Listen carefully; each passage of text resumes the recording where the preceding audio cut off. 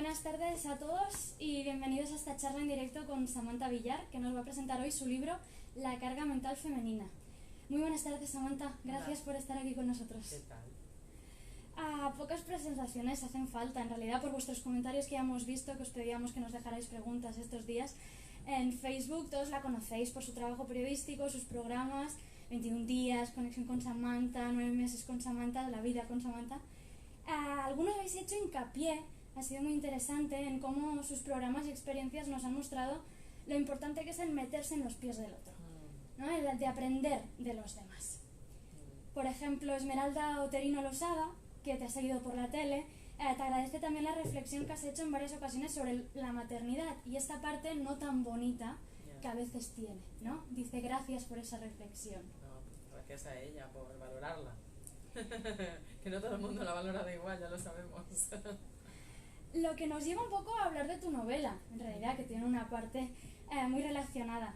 Hace poco que ha salido en librerías, nada, una semana, 2 semanas, y esta semana especialmente el libro La carga mental femenina se convierte también en una reivindicación para este viernes, para el Día de la Mujer. Claro, totalmente. Antes de empezar, ¿qué es la carga mental femenina, Samantha? Mira, la carga mental femenina la llevamos la inmensa mayoría de las mujeres. Es muy fácil de entender. Esa situación en la que el lavavajillas está lleno y tu marido te dice, ¿dónde hay un plato? Y le dices, en el lavavajillas. Está limpio, en el lavavajillas. Y va y saca un plato. Pero nada más que un plato. Y tú dices, ya que vas, ¿por qué no lo sacas todo? Y él te dice, es que no me lo has pedido. Y tú dices, ¿hace falta que yo te lo pida? ¿Qué representa eso? Representa que nosotras tomamos una iniciativa, mayoritariamente en las tareas del hogar y de los cuidados, que pueden ser tanto la crianza de los hijos como el cuidado de gente mayor. Tomamos una iniciativa, nos organizamos, supervisamos, etcétera, y somos las que llevamos ese peso sobre nuestros hombros mayoritariamente. Y ellos, en general, colaboran, pero la responsabilidad sobre esas áreas suele ser nuestra. Eso produce, si se lo sumas, pues esto, la organización del hogar, el estar pendiente de las listas de la compra, lo que falta en casa, aunque a lo mejor luego él va a comprar, pero la lista la haces tú tienes en la cabeza lo que está pendiente, más la ropa de los niños que esté arreglada cuando toca, porque el domingo tiene partido, hay que hacer la lavadora el jueves para que se seque el viernes. Tú ya estás dándole vueltas a todo esto. A lo mejor él pone la lavadora, tú le dices, ¿puedes poner la lavadora, por favor? Pero tú ya has hecho toda la planificación hasta el domingo. Como todo esto te digo, la cartilla de las vacunas, la matrícula de la no sé qué, cualquier abastecimiento de la casa, etcétera. Todo esto, si le sumas tu trabajo fuera de casa, más una cierta autoexigencia, al final se convierte todo esto en estrés. Al final esto genera ansiedad y esa sensación de que vamos como locas, que nos la da a nosotras, pero también se la da a ellos, de decir, es que mi mujer siempre va como loca. Y efectivamente, vamos como locas, ¿no? Y al final hay un momento en el que cuando tú tomas conciencia de lo que es esta carga mental, y por eso la llamamos femenina, porque sobre todo la llevan las mujeres, dices, te preguntas, ¿no podríamos repartir este estrés, esta responsabilidad sobre todo, esta supervisión del todo, no la podríamos repartir entre los dos? En lugar de que tú te esperes a que yo te diga qué cosas hay que hacer. Y para mí este es un enfoque muy novedoso, porque hasta ahora parecía que era una ley de la naturaleza esto, ¿no? Parecía que es que ellos no son capaces, o es que si no lo hago yo como mujer nadie lo va a hacer, y la casa se va a hundir, y los niños van a ir con desarrapados, y ¿no? Todo esto. Y por primera vez se empieza a hablar de que no, de que este equilibrio también necesitamos reequilibrarlo, ¿no? Has apuntado muchas cosas que nos dan una muestra de lo que va apareciendo en realidad en todo el libro, la corresponsabilidad, que luego hablaremos un poco, y después también algunos de los temas que han salido en las preguntas que nos han hecho y que ahondaremos un poquito más en ellos. O sea que hablaremos más de esta carga mental femenina que da título al libro y de los distintos testimonios que aparecen en él. Por supuesto, si tenéis alguna pregunta en directo, si estáis interesados, alguna cosa que ahora comenta Samantha que queréis, algún ejemplo o dar vuestra opinión, estáis más que invitados y aquí las tendremos todas en cuenta. Así que empezamos. Vale. El libro, no olvidemos, tiene un subtítulo que tampoco hay que pasar por alto, porque dice la carga mental femenina o el por qué las mujeres continúan al mando del hogar a coste cero. Muchas de las preguntas y comentarios que hemos recibido van un poco en esta línea, ¿no? Decía como las de Andrea Vega Mendoza y Marilia López Vila, que se preguntan por qué el trabajo en casa no se considera trabajo. Bueno, hay varias explicaciones a esto. Yo creo que tiene mucho que ver con el hecho de que el trabajo en casa ha sido históricamente femenino y bueno, y tradicionalmente las cuestiones femeninas se consideran secundarias. Entonces por eso no se le ha dado la importancia hasta que nosotras mismas le empezamos a reivindicar esa importancia, ¿no? Si te fijas, además hay una perversión muy fuerte con los trabajos tradicionalmente femeninos, que son los cuidados. Si los haces dentro del hogar, si tú cuidas a tus hijos o a tus suegros o a tus padres o tal, tienen mucho refuerzo social, te consideran una gran mujer, qué buena hija es, qué buena madre es, ¿no? Estás muy reforzada socialmente. Sin embargo, cuando estos trabajos los haces fuera del hogar y te remuneran por ello, y eres una cuidadora de niños o trabajas en un geriátrico y tal, tienen menos prestigio. O sea, cuando empezamos a cobrar dinero por estas tareas, se nos empieza a penalizar socialmente. De repente son trabajos de segunda, ¿no? Se consideran así trabajos de segunda. Para que veamos un poco cómo se nos somete a cierto control a las mujeres, se nos va dirigiendo, ¿no? Para que hagamos unas cosas y no hagamos tantas otras cuando empiezas a ganar dinero e independencia, ¿no? Entonces, obviamente, toda la vida nos hemos dedicado, todas las generaciones anteriores a nosotras, mayoritariamente se han dedicado, aparte de que puedan haber tenido trabajos fuera del hogar, a cuidar de los de casa. Esto siempre ha sido así. Y por lo tanto se considera una materia privada y secundaria. Y no se le da el carácter político que tiene, ¿no? O no se lo reivindica como el rol primordial, el rol, la importancia que tienen estos cuidados, ¿no? En la sociedad. Por suerte, es verdad que estamos viviendo una ola en la que se está rompiendo con todas estas consideraciones y las mujeres estamos empezando a reivindicar cuál es nuestra situación actual y cuál queremos que sea, y me parece que queda un camino importante por recorrer en el hecho de reivindicar la importancia de los cuidados y además pedir que esos cuidados sean compartidos. Nosotras hemos conseguido conquistar el ámbito público masculino, que es el del trabajo remunerado. Nosotras ya todas tenemos un trabajo fuera de casa, o si lo queremos tener, tenemos la posibilidad de tenerlo, y sin embargo ellos no han conquistado el espacio femenino. Ellos no han entrado en el hogar, no se han hecho con las riendas del hogar en general. Por supuesto, luego hay hombres que sí que lo hacen, y existe la corresponsabilidad, pero como tónica general no se hacen con las riendas del hogar ni se hacen con las riendas de los cuidados. Ojo, que a veces también es responsabilidad nuestra. También es verdad que muchas mujeres no dejamos el espacio para que ellos lo puedan ocupar, ¿no? Pero esa es la cara B de la carga mental femenina. Mucho en este sentido, por ejemplo, Sonia Angulo preguntaba: ¿crees que a las mujeres se nos siguen encasillando en ciertos roles, como si ciertas tareas fueran obligación nuestra? Totalmente, a la hora de tener hijos, en la pareja? Totalmente. No solamente se nos exige socialmente, sino que lo tenemos tan interiorizado que lo sentimos como una obligación moral nuestra. En el caso de que un hermano y una hermana tengan que cuidar de sus padres dependientes, todo el mundo verá como mucho más natural que sea la hija la que cuide de los padres que sea el hijo. O por decirlo de otra manera, si los dos tienen un trabajo en el que viajan mucho, ¿quién se va a quedar a cuidar a los padres? ¿Ella o él? La tendencia natural es que todo el mundo piense que tiene que ser ella. Te hablo de los padres y ya no te hablo en el caso de los hijos. O sea, por supuesto, esta idea tan establecida de que no es lo mismo la madre que el padre, y podemos hablar de por qué es verdad que en la práctica muchas veces ocurre que no es lo mismo, pero tenemos que atender a las causas, cómo se llega a esta situación. Pero obviamente nosotras sentimos como una obligación nuestra, sobre todo nuestra en primer lugar, que luego podamos decir, no, si yo no estoy estará su padre, pero la primera que tiene que estar soy yo, porque si no pasas a empezar a pensar que eres una mala madre, que tus hijos no están bien cubiertos, no están bien atendidos, no es lo mismo el padre. Claro, no es lo mismo si el padre nunca lo ha hecho o lo ha hecho mucho menos que tú, seguramente será menos diestro a la hora de hacerlo. Entonces, lógicamente, te hace sentir también a ti más responsable. Si se hubiera organizado las horas de atención a los hijos en la misma cantidad y calidad desde que nacen los hijos, probablemente él no se atendería con tanta destreza como tú y entonces no estaríamos pensando que están peor atendidos, ¿no? O sea, luego, por supuesto, habrá mucha gente que te diga que no, que esto es una cuestión genética, que es que tenemos una predisposición natural las mujeres para no sé qué. Yo tengo mis dudas al respecto de eso, tengo mis dudas. No digo que no, digo que lo dudo, simplemente. Pero sí, pero efectivamente hay muchas ideas preconcebidas. Nosotras nos sentimos muy culpables si de repente no estamos presentes como consideramos que debemos estarlo, o sea, estando la número uno siempre ahí, ¿no? Manejando, llevando el hogar, manejando y llevando la crianza y la educación de los hijos o los cuidados de los padres y por supuesto además nuestro trabajo, y además tenemos que demostrar que somos buenas en el trabajo, somos perfeccionistas, autoexigentes en todos los ámbitos, tal.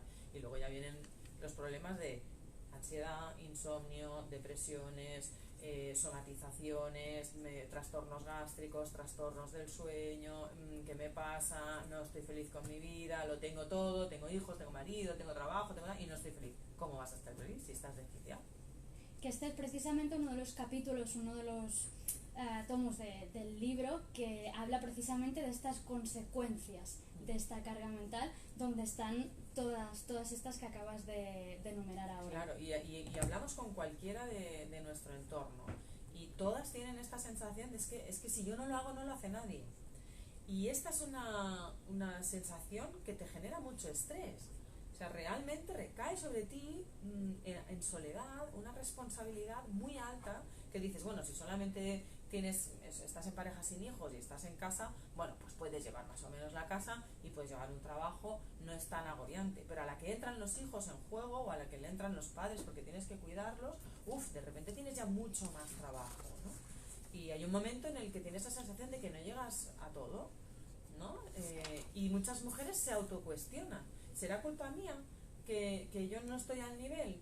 ¿Cómo lo hacía? Si mi madre lo ha podido hacer toda la vida, si lo hacen todas y yo no voy a poder. Y luego nos pasa que nos juntamos entre las mujeres y como todas vivimos más o menos situaciones similares, pues como que mal de mucho consuelo de tontos, ¿no? Y pues ya está, pero es que esto es así. Y luego te ponen el cartel de Superwoman, que esto a mí ya me parece la gran estafa que les hemos comprado a esta sociedad, ¿no? Es el refuerzo, la palmadita en la espalda, ¿no? Te ponen un cartel Superwoman, entonces que tú vayas como loca todos los días, no te preocupes porque lo haces fenomenal, ¿no? Y entonces tú te vas a casa contenta de que estás desquiciada. ¿Perdón? Entonces yo digo, a mí lo de Superwoman, multitarea, las mujeres somos más capaces que nadie supuestamente y tal, no me creo nada. Lo siento, no me lo creo, me parece una trampa. Yo prefiero ir muchísimo más descansada y que el mérito de Supermanes se lo lleven ellos. De verdad, ¿eh? Porque al final, muchas veces, de verdad, lo veo desde fuera y pienso, pero señores, es que esto es el timo de la estampita. O sea, nos dan el cartelito de premio, lo haces fenomenal, vas como loca, no tienes tiempo para cuidarte, no tienes tiempo para salir con las amigas, echas en falta tener un rato para ti, pero eso no importa porque eres Superwoman. No, perdóname, no, yo no te compro ese planteamiento, no te lo compro. Yo prefiero tener un ratito para mí, que a lo mejor no será todos los días porque no se puede, pero a lo mejor cada X días tengo un ratito para mí, o dejo esto para mañana, o me puedo olvidar de estar pendiente de todo aquello porque ya sé que hay una persona que lo está haciendo. Entonces yo de repente ese día me puedo ir tranquilamente al gimnasio porque sé que las cosas funcionan aunque yo me vaya al gimnasio y no tengo que estar en el gimnasio corriendo más rápido todavía de lo que correría en la cinta porque quiero acabar rápido, porque es que cuando vuelva si no la cena no va a estar preparada y bueno, no hace falta ir con ese estrés por la vida.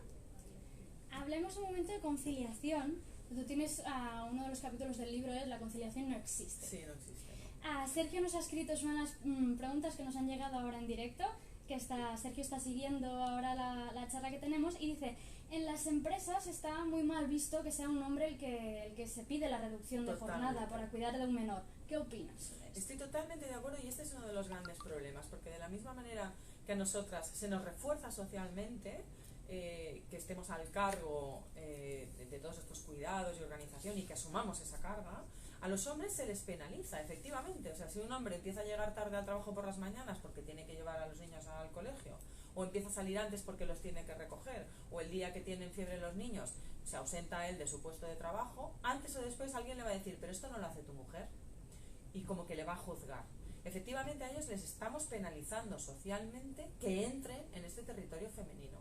Y esto es algo que tenemos que empezar a romper, porque de la misma manera que exigimos que entren, tenemos que ayudarles para que entren, y lo tenemos que hacer entre todos, y tenemos que empezar a desprendernos de estas actitudes machistas directamente, de cómo puede ser que tu mujer no esté al cargo y te tengas que ausentar tú de tu puesto de trabajo. Bueno, es que soy el padre, y tengo tanta responsabilidad como la madre sobre el cuidado de mis hijos. Entonces yo creo que esto de la carga mental compartida no es una reivindicación exclusivamente femenina que debemos hacer, porque estoy convencida, igual que ha llegado este testimonio, David se llamaba Sergio, igual que ha llegado este testimonio de Sergio, yo he hablado con muchos otros hombres que están deseando estar mucho más presentes en las vidas de sus hijos, poder ir a los festivales, poder ir a los concursos de disfraces, poder ir a las reuniones con los tutores, que mayoritariamente son mujeres las que van a las reuniones. A ellos les gustaría hacer todo esto, pero primera, porque parece que estás incomodando el puesto de trabajo, y seguramente ellos en la mayoría de los casos cobran más y ya no quieren poner en riesgo eso. Y segunda, porque socialmente lo penalizamos. Ellos muchas veces se ven coartados. Entonces no solamente nosotras pedimos que ellos entren, tenemos que pedir también a las empresas, al poder legislativo, al gobierno, etcétera, que se les favorezca asumir esa carga mental y esa cultura de los cuidados también a ellos, porque es que yo creo que es un grito ahogado de muchos padres. Hay muchos hombres que todavía no han salido a decir: queremos cuidar de nuestros hijos. Así como a nosotros no se nos caen los anillos, al contrario, se nos considera buenas madres cuando reivindicamos que queremos cuidar a nuestros hijos, necesitamos que ellos empiecen a atreverse también a salir a la calle a decir: nosotros también queremos cuidar de nuestros hijos. Entonces a los empresarios les va a explotar la cabeza, porque de repente el techo de cristal ya no va a ser solo para las mujeres. Si un tío quiere ausentarse tantas veces de un trabajo como se tiene que ausentar una mujer para cuidar a sus hijos, el techo de cristal es igual para todos y por lo tanto desaparece. Eso quiere decir que, por ejemplo, una de las preguntas que aparecen en el libro, que es: ¿son ellos conscientes de nuestra carga mental? Bueno, eso no lo tengo tan claro. ¿Cómo la respondemos? Es que yo no lo tengo tan claro. Bueno, muchos de ellos sí lo son, desde luego. Mira, los que más conscientes son los padres separados. Estos tienen clarísimo lo que es la carga mental, porque la llevan ellos.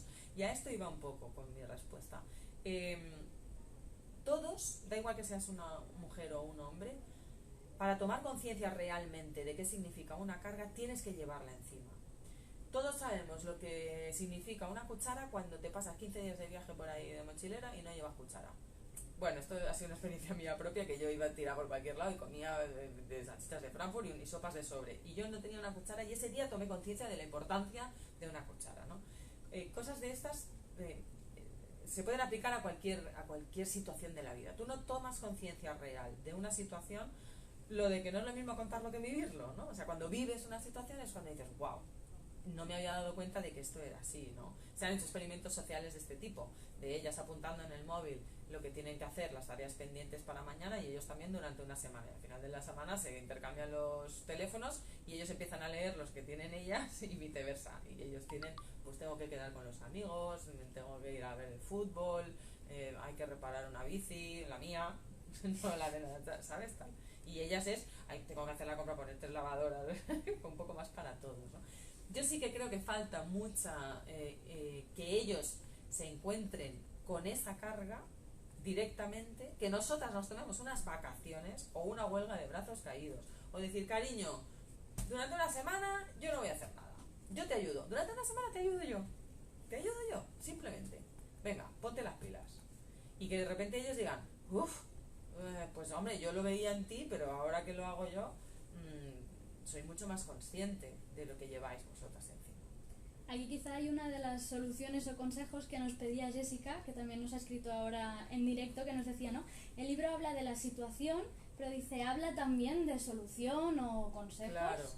Sí, también se plantean maneras, o sea, básicamente lo que se necesita es la corresponsabilidad. De todas maneras, también se plantean trucos, ¿no? Un poco para el día a día, o maneras de tomarte la vida, ¿no? Que nosotros, es verdad, que a veces nos cargamos todavía de cargas extras, ¿no? Encima de las que ya tenemos que llevar por obligación. Además, nos exigimos un perfeccionismo, nos exigimos que las cosas tienen que estar hechas de una determinada manera, si no, no estamos contentas, no permitimos, a lo mejor vamos a pedir corresponsabilidad a nuestras parejas, pero tenemos la tendencia a pedirles que hagan las cosas a nuestra manera, cosa que no puede ser.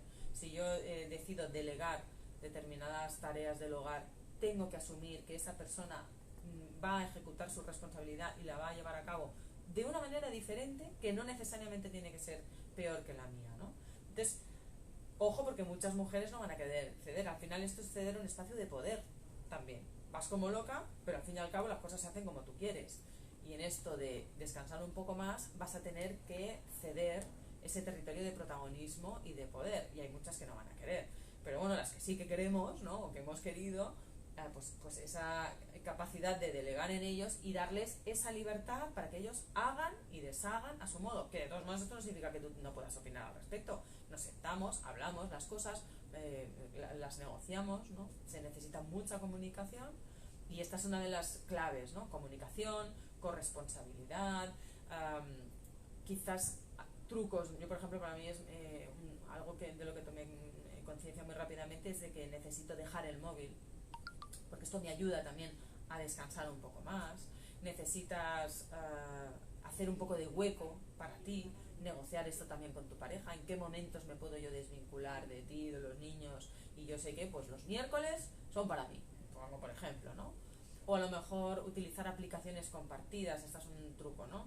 Haces una lista de la compra en una aplicación a la que tienen acceso los dos. Esa lista de la compra, los dos van metiendo las cosas que van viendo que faltan en casa. Y el primero que tiene un hueco pasa por el súper y en el propio súper ya puedes ir tachando y el otro ve que eso ya no falta, ¿no? Que está dentro del carro. Pues eso es un truco para ejercer la corresponsabilidad, ¿no? Y tú te vas descargando de esa carga, ¿no? Y luego puede haber mil soluciones más. O sea, también te puedes tú hacer yoga, para descansar o para desconectar o lo que quieras, pero eso ya son cuestiones más personales, ¿no? Desde luego lo básico es la corresponsabilidad, desde luego, por supuesto también una reclamación de conciliación y permitir, dar un paso al lado para permitir que ellos asuman las riendas de ciertas áreas. Hemos estado hablando del contenido del libro, también lo que podemos extraer y los consejos que podemos extraer de él. También nos ha comentado simplemente Kinder, que nos dice, ¿qué te llevó a escribir este libro? Pues mira, es curioso porque yo no había pensado escribir sobre la carga mental. De hecho no conocía el concepto hasta que mi editor, Editorial Planeta, que está aquí al lado, que en una de esas la hacemos entrar en la entrevista, me habló de este concepto. Y ahí fue cuando dijimos, entre Sara Brun y yo, que hemos escrito este libro, una amiga mía, buenísima además, Sara, y sin ella este libro habría sido imposible. Pues entre las dos empezamos a tirar del hilo, ¿no? De esto de la carga mental. Y al documentarnos es que fue ¡pum! Abrir la caja de Pandora, porque de repente lo hablábamos con nuestras amigas, lo hablábamos con las compañeras de trabajo, lo hablábamos con la familia, con cualquiera, y todo el mundo decía, uy, sí, yo estoy igual, porque tiki, tiki, tiki, taca. Y la otra dice, no, yo peor, porque a mí me pasa esto. Y te empiezan a contar historias que dices, es alucinante, toda la vida hemos estado todas igual de pringadas en esto, y hasta que no nos ha llegado el nombre de carga mental, no nos damos cuenta de que, ¿por qué tiene que ser así? No, puede ser de otra manera. Entonces, bueno, fascinadas, estamos las dos fascinadas, vamos con el concepto todo el día en la boca.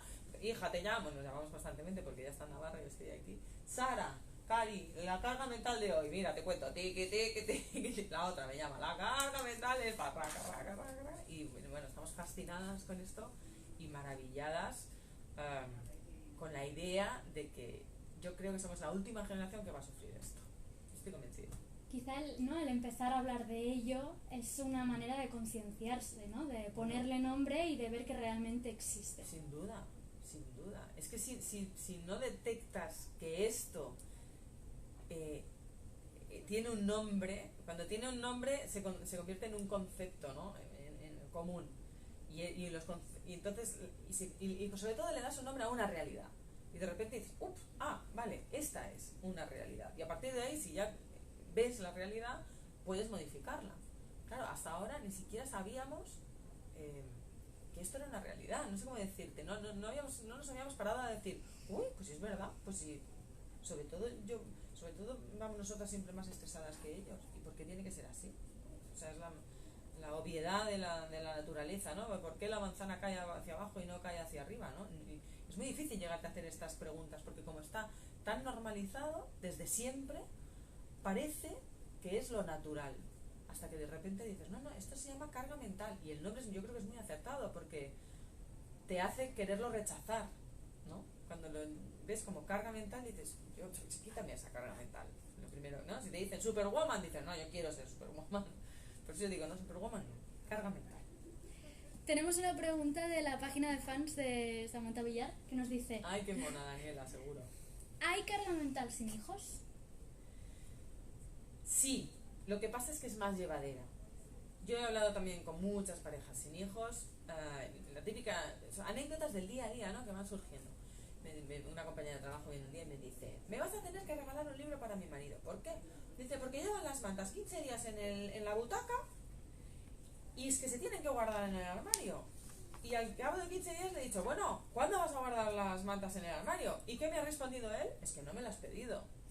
Y ella dice, pero es que él no las ve, él no ve que están allí y que se tienen que guardar y que alguien lo tiene que hacer y que él es más alto además, me decía, ¿no? Entonces, ¿y por qué no lo hará, no? Pues no lo hacen porque están acostumbrados a que toda la vida nosotras les hemos dicho cuándo hay que hacerlo. Entonces, efectivamente, ellos, por ejemplo, no tenían pareja, ¿no? Pero tienen esta cosa de la... Claro, ¿qué pasa? O sea, no tenían hijos, perdona. Pero tienen esta cosa, anécdota de las mantas. ¿Qué pasa? Pues que es una anécdota y como esto no te quita el sueño, ni te genera un estrés excesivo, ni nada, pues no pasa nada. O sea, las mujeres siguen diciendo mayoritariamente a los hombres cuándo se tienen que hacer las cosas que se tienen que hacer. Ellos siguen esta norma establecida por el universo oficialmente y se esperan a que nosotras seamos las que les digamos estas cosas. Claro, cuando no hay hijos no es un gran problema.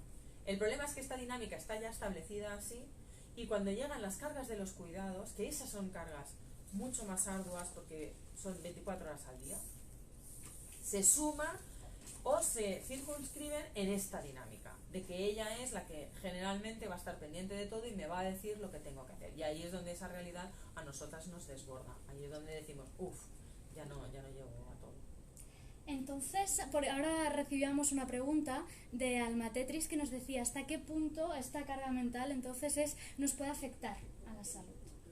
Pues nos afecta en el día a día y además está constatado científicamente. Las mujeres tienen más ansiedad que los hombres, las mujeres sufren más depresiones que los hombres.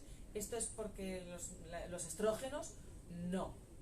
Para mí la respuesta es no. Esto es porque llevamos vidas que nos desbordan, porque se hace recaer sobre nosotras, sobre todo estas cargas del hogar y de los cuidados, que son muy farragosas porque te desgastan muchísimo en el día a día, porque básicamente hay muy poco descanso en estas tareas y necesitamos que se repartan equitativamente. ¿Cómo nos pasan factura? Ansiedades, depresiones, insomnios, irritabilidad cuando duermes mal, bueno, luego la somatización de todos estos indicadores, ¿no? O de todas estas afecciones. Pues la somatización puede venir por dolores de cabeza, trastornos digestivos, trastornos del sueño y otras cosas, ¿no? Dolores, no sé qué, tal. Tienen que ver muchas veces con situaciones de estrés. A mí misma me pasó esto, yo lo cuento también en la carga mental. Que yo voy un momento a trastornos digestivos porque estoy en un episodio de vómitos que me había pasado hacía muchos años con el jet lag. Cuando volvía de viajes transoceánicos, pues estos 2 o 3 días con jet lag que estás y al final hay un día que yo me ponía a vomitar y yo ya sabía que descansaba y el cuerpo se me ponía en su sitio. Pero en uno de estos últimos viajes con La Vida con Samantha, vuelvo de Argentina, esto era antes del verano pasado, y empiezo con estas crisis de cada 2 o 3 días voy a vomitar, pero no se me pasa, se me mantiene. Y a lo mejor estoy una semana bien, pero al 8º día, ¡boom!, otro día en el que me encuentro fatal y hasta que no vomito no me encuentro bien. Entonces empiezo a ir al médico a ver si va a descartar algo físico. Me empiezan a hacer pruebas, que si la celiaquía, que si una sonda gástrica, que si y todo da negativo. Y esta por primera vez la doctora se me acerca y me dice, quizás deberías empezar a tomarte la vida de otra manera. Es la propia doctora la que me dice, esto es estrés, no es nada más. Y yo ahí digo, ostras, ¿cuál es la diferencia entre hace años que yo con el jet lag ya me provocaba estos trastornos ahora? Pues ahora tengo 2 hijos muy pequeños, más un trabajo también muy exigente, que ya lo tenía antes, pero la situación era el trabajo, y ahora la diferencia es que tengo otra carga encima, que es la de cuidar a 2 niños muy pequeños, que además son 2, y que claro que tengo muchísimas menos horas de descanso, o de desconexión, o de hacer algo que te airee, ¿no? Etcétera. Y a partir de ahí empiezas a tomarte las cosas de otra manera, ¿no? Y yo empiezo a poner mis límites. Por ejemplo, otro de los consejos es, en la medida en la que se pueda, poner límites a las situaciones. No voy a asumir más cargas de las que puedo asumir, hablar de cómo repartir esas cargas al final, es decir, poner unos límites a esas cargas. Yo llegaré hasta aquí, pero no asumo nada más. Yo como truco mental me impuse el descanso como una obligación, porque parece que como nos cargamos de tantas responsabilidades las mujeres, el hecho de parar un momento y descansar es como un premio, y no nos permitimos premiarnos. Nos cuesta mucho premiarnos cuando sabes que hay un montón de cosas pendientes para hacer. Como que te sientes mal, ¿no? Lo llevas mal. Entonces yo, para no sentirme mal conmigo misma, lo que hice es convertir el descanso en una obligación. Otra de mis tareas, de mi lista de pendientes, es descansar. Y si me lo planteo así, me siento mucho más tranquila. O sea, no, es que me tengo que obligar a descansar. Porque si no, luego me pongo mala, si me pongo yo mala no puedo cuidar a mis hijos, no puedo hacer bien el trabajo, no tiene ningún sentido. Entonces, me obligo a descansar. ¿Y cómo me obligo a descansar? Dejo el móvil en muchos momentos, no respondo los WhatsApp rápido, no respondo los mails a partir de las 7 de la tarde, dejo cosas para mañana. A ver qué pasa. Alguno a lo mejor no funciona, pero en general no pasa mucho. No tomo aviones antes de las 5 de la mañana, o de las 6 o de las 7, ¿no? ¿Sabes lo que te quiero decir? O sea, no quiero dormir mis horas, siempre que puedo me voy a mi casa y me acuesto pronto. Claro, también mi caso es muy extremo, porque yo tengo un trabajo que si yo no pusiera límites, yo estaría constantemente viajando, mis hijos no me verían el pelo y sería un drama, ¿no? Entonces, yo en ese sentido sí, he aprendido a decir no y a no sentirme mal diciendo no, porque esta es la única manera de que haya un equilibrio para mí y para los que me rodean. Si nosotras no estamos equilibradas, es muy difícil que todo lo que nos rodee lo esté. Pues con este cierre absoluto Gracias. vamos a dejar la charla. Qué bien. Muchísimas gracias por estar este tiempo con nosotros. Y Gracias a la gente que ha conectado, muchas gracias por estar ahí. Exactamente, gracias por vuestras preguntas, por vuestros comentarios que nos han ido muy bien para ir continuando la conversación y ir añadiendo más temas a ello. Así que muchas gracias a todos y esperamos que hayáis disfrutado y nos vemos a la próxima con otro Facebook Live o hablando de nuevo con Samantha. Chao a todo el mundo, gracias por estar ahí.